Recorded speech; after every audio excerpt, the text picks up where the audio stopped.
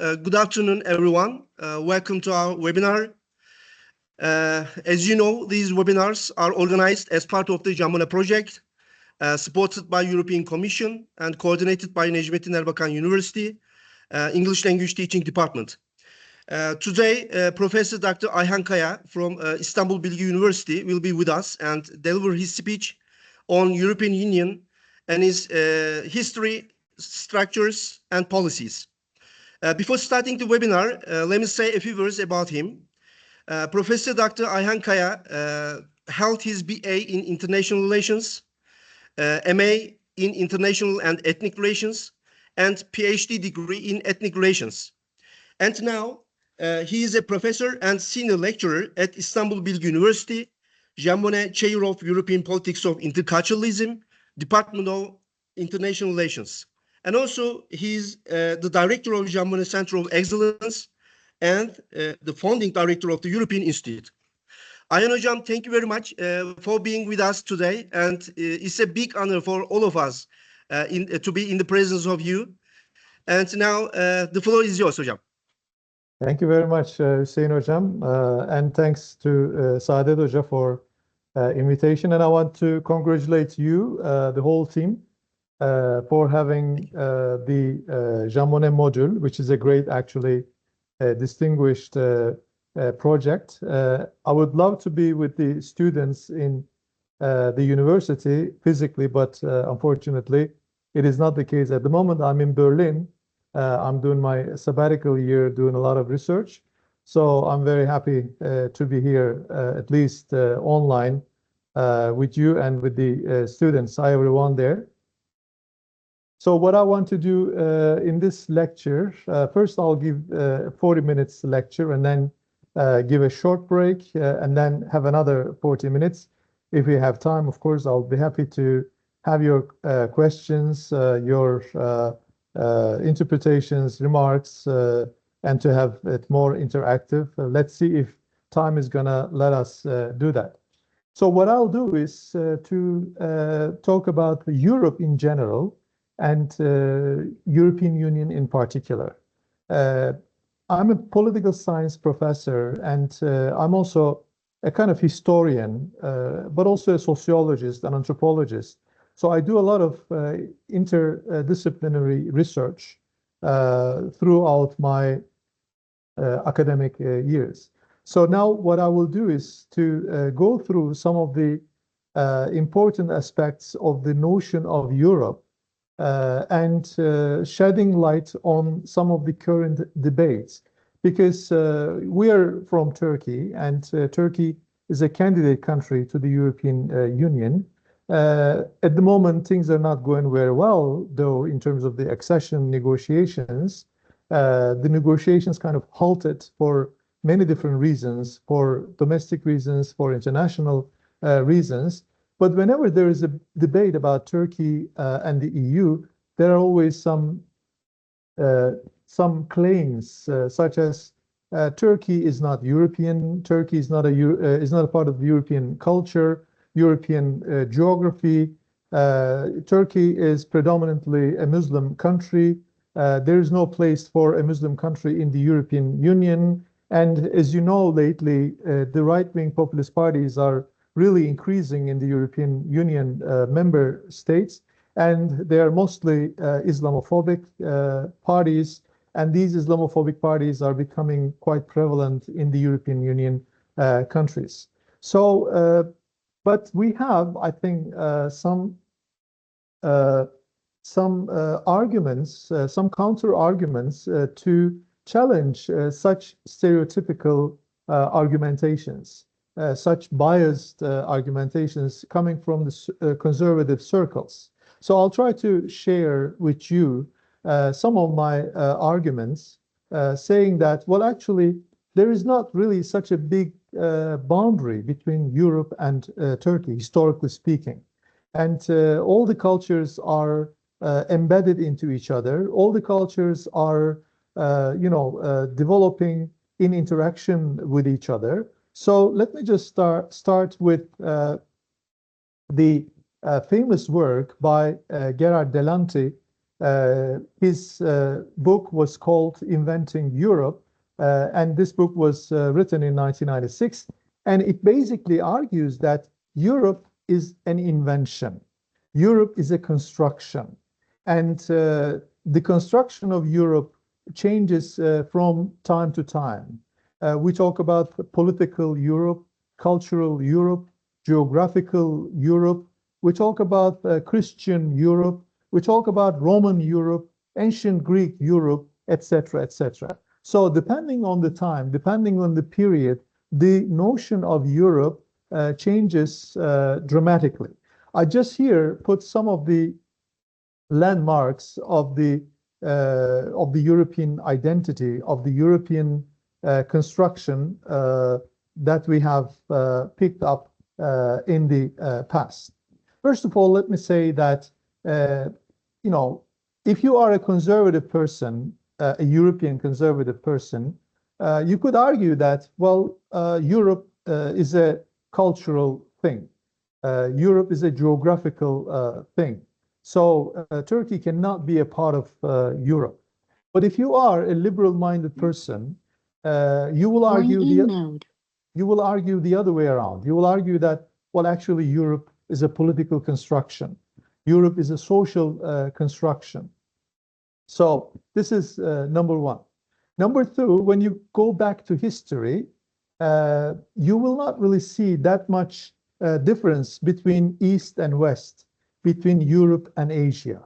You should know that these notions like Europe, Asia, East, West, North, South, these are all modern constructions, modern inventions dating back to the 16th century, 17th century. Before the 16th century, before the 17th century, there was no Europe as such. There was no East, there was no West. These notions, geographical notions, East and West, North and South, these are all actually inventions of the 16th and 17th century when the colonial history, colonization of the world has started. So before that, for instance, we had different notions to refer to the East or the West. For instance, East is the place where the sun is, rising. That is what East was about. So it was the place where the sun is rising. West means in those days, before the 16th century, West simply meant to be the place where the sun sets. So you see these natural remarks, natural dispositions were there before the construction of East, West, North, South. So this is the second point that we should keep in mind. And again, when you look at the mythology, when you look at the Greek mythology, you will see that, well, Europe was actually let me show you this picture. This is a mosaic where which you can find in Zoikma Museum in Gaziantep. And this is a really interesting mosaic because it actually shows how the god Zeus kidnapped an Asian woman called Europe. So Europe in mythology was actually originally an Asian woman who was kidnapped by god Zeus. So you see, then again, even the mythology contradicts this assumption that Europe is all about the West. Actually, it is not the case. Europe, you can even argue that Europe is Asian, right? So you could easily challenge those people, those conservative people, arguing that, well, actually, there is not such a big separation between East-West, between Europe, Asia.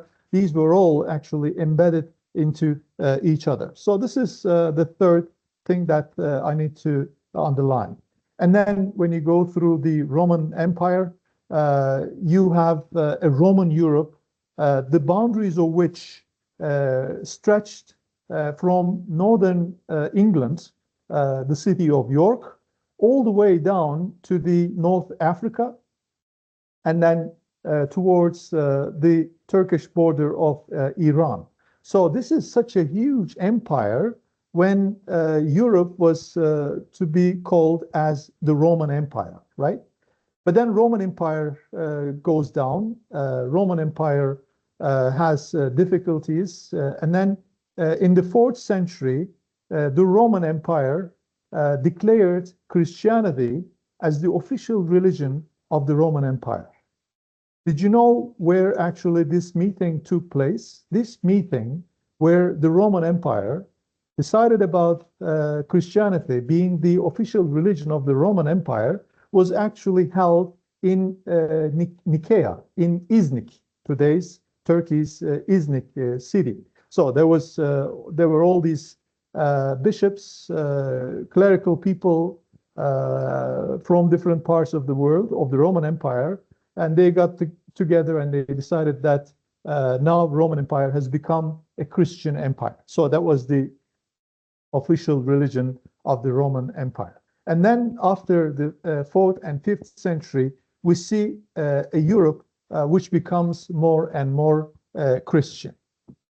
So let's continue with a bit more detail about the feudal Europe. Here, I will try to show you again the impact of the Arabs, of the Turks, of the Muslims on the construction of the European identity, on the construction of Europe, to prove that things are not really black and white. Things are actually quite interlinked with each other. So when you go back to the history in the medieval period, you see Europe is completely divided between medieval powers, between medieval empires, between medieval states, which were not yet modern states. This is just a map to show you. And then it was during the Middle Ages and afterwards, there was great interlinkages. There was great interaction between the Arab worlds, between the Muslims and the Ottomans, even Ottomans on the one hand, and the European states, European public on the other hand. So let me just say a few words about the contribution of the Muslim and Arab world to the birth of Renaissance, to the birth of Reformation, and to the birth of Enlightenment.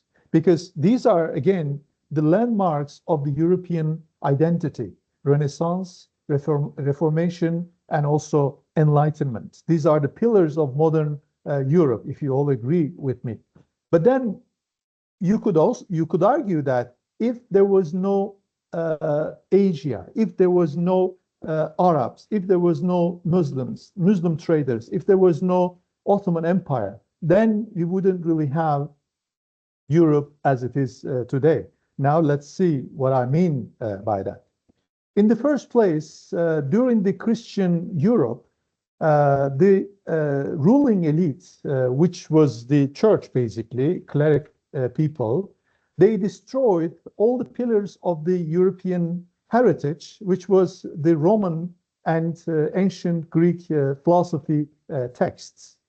So all the books were burned because the only robust power in those years in the Christian Europe was the church, was the Catholic Church.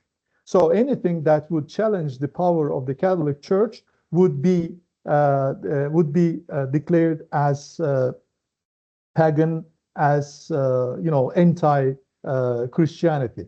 So all the books of Aristotle, Plato, Socrates, about democracy, about republic, about history, they were all burned by the Catholic Church.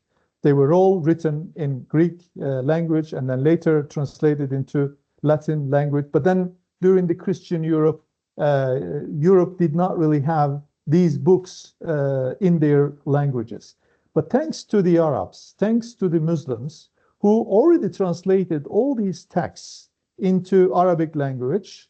They kept these books in their libraries, and it was the time in before, let's say, 16th and 17th century for the Europeans to discover these books and then translate them again back to their own languages. So you see how the Arabs and Muslims contributed already by delivering what the Europeans already had in their past, in their heritage, back to them through the books that they kept in their libraries. This is a very important matter.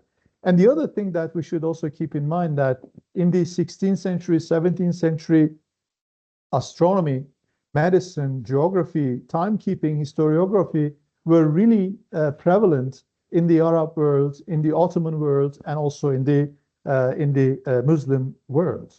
So the Europeans during the during the Reformation and Renaissance and Enlightenment, learned a lot from the Arabs, from the Muslims, from the Turks as well. So here there is a short story of the ways in which how the Turks, Arabs, and Muslims contributed to the birth of the European Renaissance. First of all, the Arab traders were functioning between different worlds. They were trading with China, they were trading with India, they were trading with Africa, they were even trading with America, even before Americas were discovered by Christophe Colomb.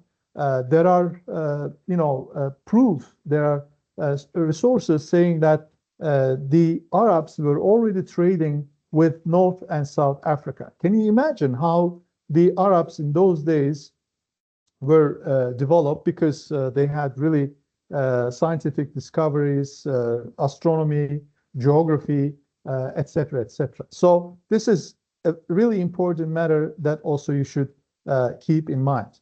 There are some locations in Europe where different cultures interacted with each other throughout the history. For instance, if you just take a look at Sicily. Sicily is an amazing place where Muslims interacted with the French, with the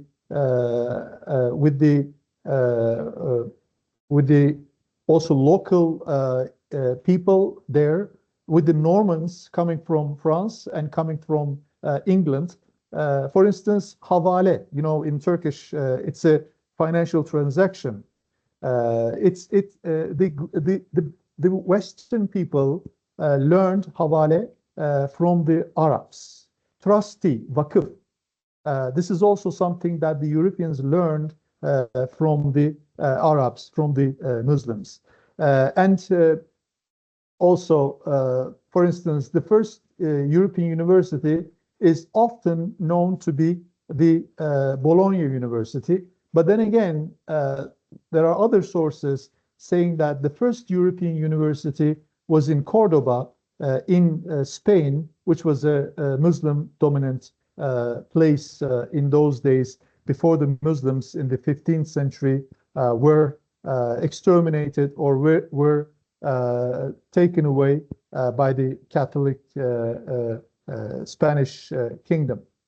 Toledo is another really interesting city where all these people, Jews, Christians, and Muslims in a city called Toledo nearby Madrid, were interacting together, were learning together, were living together, were really generating all these things together, learning from the works of Aristotle, learning from the works of Ibn Sina, Galen, Hippocrates, and etc., etc. You see, in those days, Europe was actually more mixed with the rest of the world, thanks to the impact of the Arabs, Turks, and Muslims.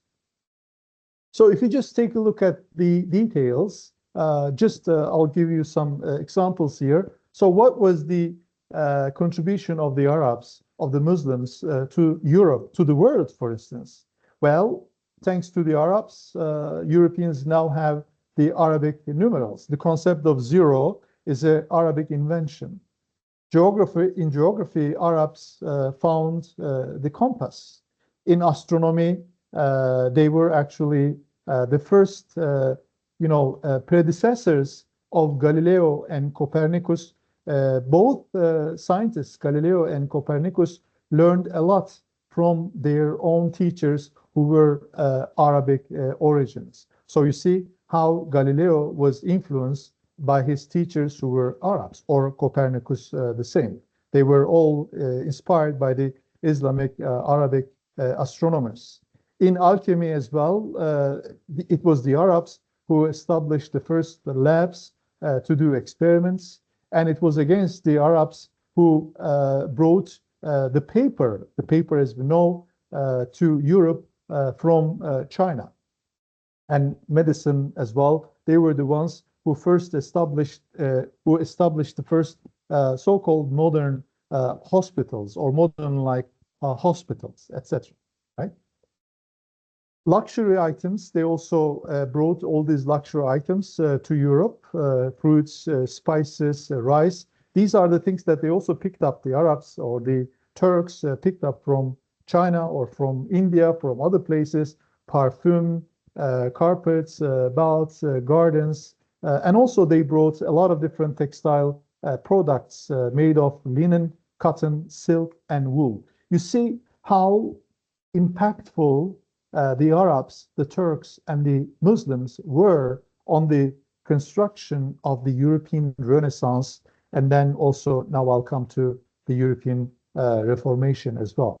And as I said earlier, there are some really interesting cities where you could see this impact of the Arabs, Muslims, and the Turks. For instance, Venice and Florence are two very important cities you should also keep in mind. If you go to Venice today, you will still see a lot of Muslim or Arabic or Turkish impact. Or if you go to, let's say, this is Venice.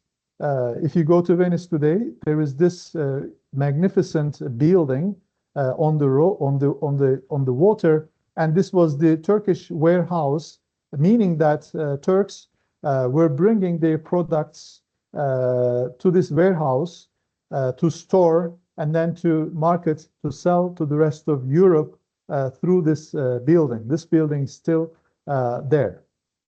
Just an example. And then, of course, afterwards, the invention of the printing press became very important. And thanks to the printing machine invented by Johannes Gutenberg in Strasbourg, it became possible for the Europeans to copy the books and to distribute them, to disseminate them to their own people. And I would strongly recommend you to take a look at Benedict Anderson's pivotal book, Imagine Communities, Hayali Cemaatler. This is a really amazing book, which was written in 1983. And Benedict Anderson talks about the construction of the nation. Nation doesn't exist per se, but the nation is also constructed through print capitalism, meaning that imagine you had the Bible in those days, right? And then someone comes up like Martin Luther, the founder of the Protestant church. He comes up and he says, well, look, I mean, the Bible is under the monopoly of the Catholic Church, because Bible is only written in the Latin language, and no one can read Bible except the clerics, except the priests, except the Pope himself, right? So people who do not have access to the Bible in the Latin language are completely illiterate. And this is exactly what the Catholic Church wanted to have, because they wanted to have the legacy of the Bible only for themselves. They wanted to monopolize the knowledge in the Bible only for themselves, so that they could inflict upon the people their power. But then it was Martin Luther with the help of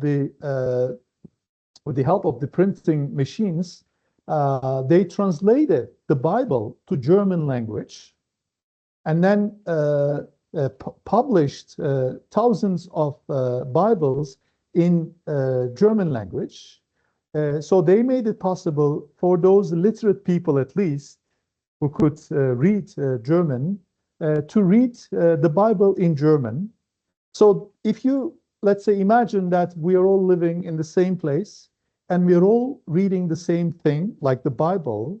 So this is the first stage where we could construct a homogeneous community, because we read the same thing, we think about the same thing, we even dream about the same thing. If we do the same thing all together, then we become a homogeneous community. This is how the nations were constructed. This is how, let's say, the German nation started to be constructed together with the translation of the Bible into German language, and then disseminate the Bible to the rest of the country, so that everyone reads the Bible and becomes similar in terms of their communities of sentiments which they generate in time. So I think this is really a key reading. I would strongly recommend. It's also translated into Turkish, and the Turkish title is Hayali Cemaatler, right? So we go further, 16th century, and here another really interesting story for you guys to keep in mind, because there are some scholars in Europe who really say some really interesting things against the tide, against the flows in Europe. For instance, it was those days in the 16th century, Islam was becoming more and more popular in the Balkans, thanks to the Ottoman Empire, right? Ottomans went all the way up to Austria, Vienna. They tried to siege Vienna. They sieged Vienna, but they couldn't capture it. But despite this fact, the Islam religion was quite prevalent in the Balkans and around the Balkans, even some parts of Eastern Europe. So this early encounter of Islam with the European people, who were really suffering because of poverty, because of misery, because of all these feudal battles and all these feudal blood feuds and everything. So it was really interesting for many Europeans in those days to see the merits of Sunni Islam, because as opposed to the Catholic Church, which was very dominant, which was very hierarchical, which was very vertical in terms of power structures, Sunni Islam was completely democratic. Because according to the Sunni Islamic rhetoric, there is only God and individual prayer. According to the Sunni Islam rhetoric, there is no cleric. There is no mediator in between, just individual prayer and God. So this is a democratic structure of religion, of the monotheistic religions. But you know, at the moment, we cannot really say that, because even in Sunni Islam, there is cleric, there is mediators who really benefit a lot from this authority. But at least rhetorically speaking, Sunni Islam is a democratic religion which is horizontally structured, horizontally organized, and it doesn't accept any cleric, it doesn't accept any mediator between God and individual prayer. This was fascinating for some people, for some priests in Europe in those days. They were fascinated by this democratic structure of Islam, and then they were really inspired by that. And even Martin Luther, this is really an interesting story that you should know by heart. We know about Martin Luther, and then whenever you read about Martin Luther, the first thing that comes up immediately is that he is anti-Turkish, he is anti-Ottoman, and he is anti-Muslim, right? But then there are again some scholars like Guerin, like Jack Goody from, again, the European countries, from the UK and from France. these guys are saying something really interesting. They say that, well, if you look at Martin Luther's latest writings, that is correct. He was anti-Muslim, he was anti-Ottoman, he was Turkophobic, right? But if you look at Martin Luther's early writings, you would see the other way around. Early writings of Martin Luther was showing us that, well, he was not really, he was actually inspired by Islam, Sunni Islam. He was inspired by what he saw in those days in the Balkans and in East Europe, because people were really fascinated by Islam. So there must be something, fascinating with Islam, so that people were converting to Islam in masses in those days. So keep this in mind. The early writings of Martin Luther were actually pro-Islam, pro-Sunni Islam, and it was an inspiration for him to pick up, to fight against the hierarchical power of the Catholic Church. Because Catholic Church, as I said earlier, had the monopoly of religion, of faith on every single, Christian individual, right? But then Protestantism was a protest movement against the power of the Catholic Church, against the hierarchical structure of the Catholic Church. If you go to a Protestant church today and into a Catholic church, you will see the big difference. The Catholic Church is full of arts, full of aesthetics, full of hierarchical structure, and you feel yourselves like, squeezed and, disempowered by this hierarchy, by this high culture, visuals, sculptures, etc. But if you go to a Protestant church, they are like the mosques. You don't really have, a lot of things. Just it's a place where there is supposed to be the God and individual prayer, and nothing else like arts, not like sculptures, like richness, consumption is there in the Protestant church, because according to Protestantism, it should be simple, simplistic lifestyle, non-consumptionist lifestyle should be the motto of Christianity, like in Sunni Islam. You also go to a mosque and you don't really see anything. You just see big space where individual is supposed to pray and get together with the get one together with the idea of God. So this is something that also we should keep in mind. And another really interesting matter in terms of the contribution of the East to the Western world, to the European world, is the notion of tolerance. Tolerance, hoşgörü, or müsamaha, or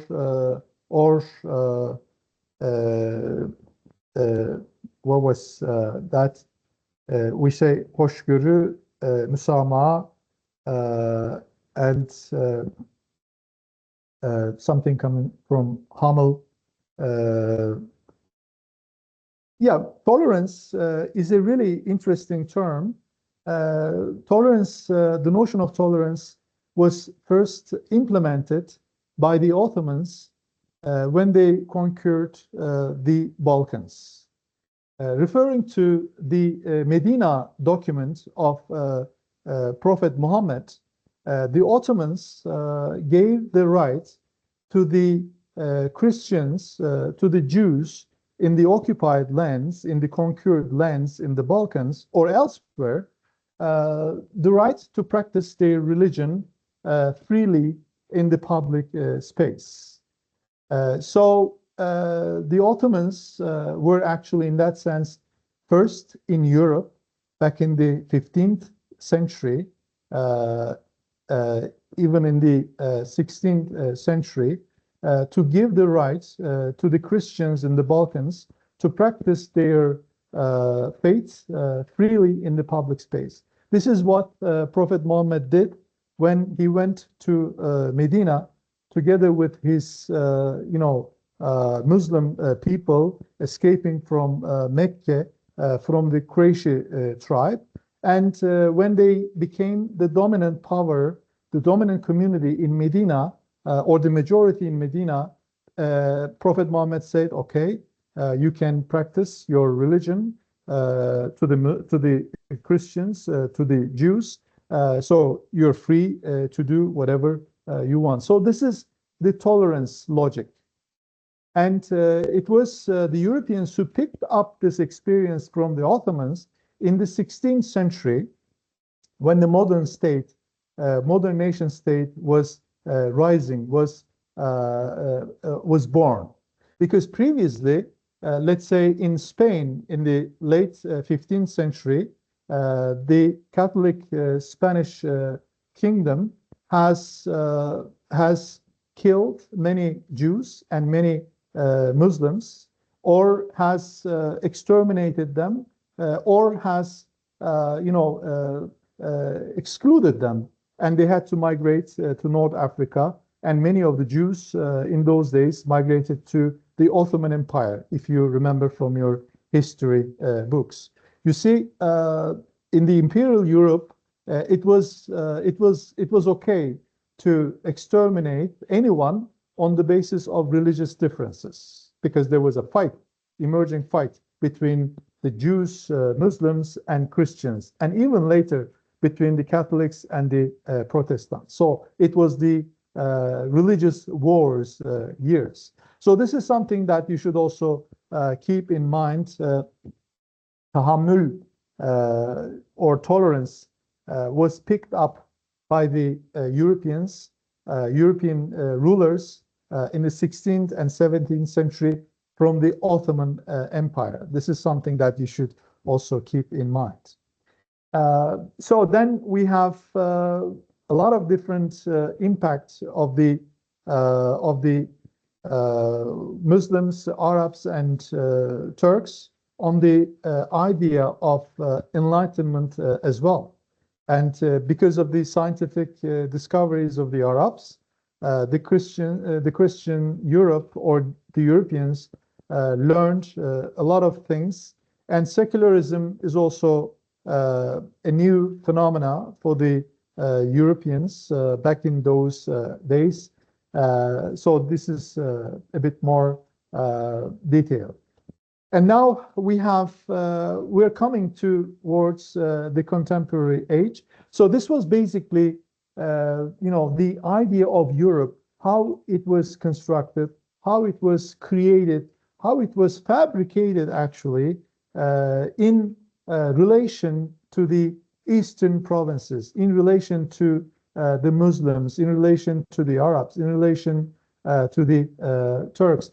I don't know if you have any possibility, Hüseyin Hocam, to ask students if they have any questions which they are, which they are wondering about, or if they want to make any contribution to this debate. I would be very happy to have, if you have the technical equipment. Otherwise, I can continue.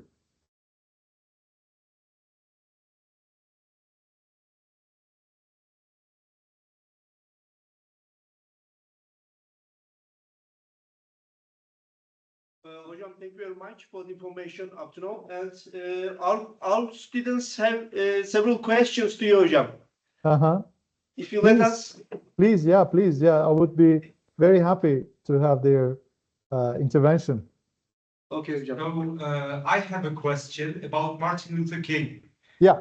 Basically, at first, he was pro-Islam. But is there any historical evidence about why this idea about Islam changed with time?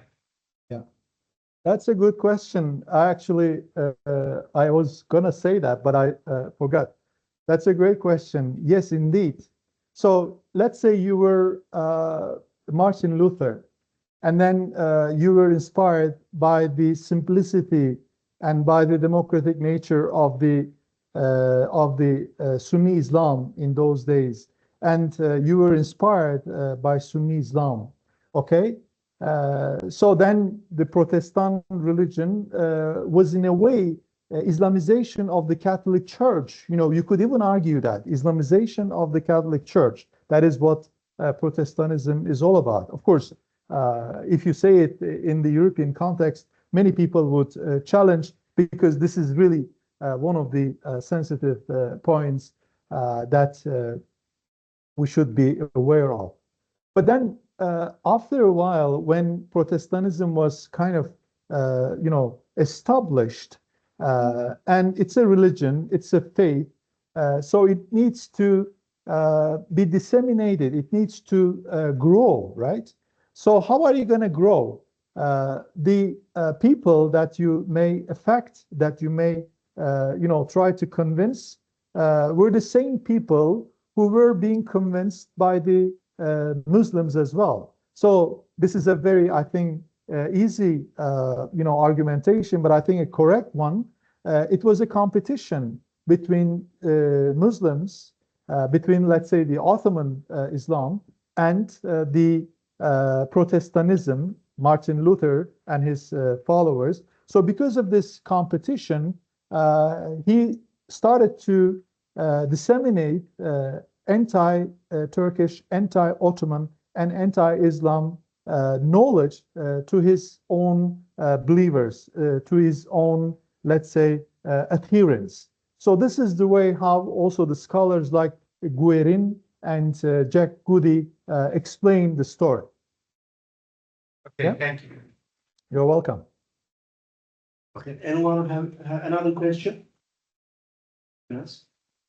Hocam, now we haven't got any question. If you want to have break, Hocam, we can give a break, or we can go on. Yeah, we can do that. I mean, if you like, because I know the structure is like 40 minutes, 10 minutes, and 40 minutes. So it's okay for the students as well to get a bit of fresh air.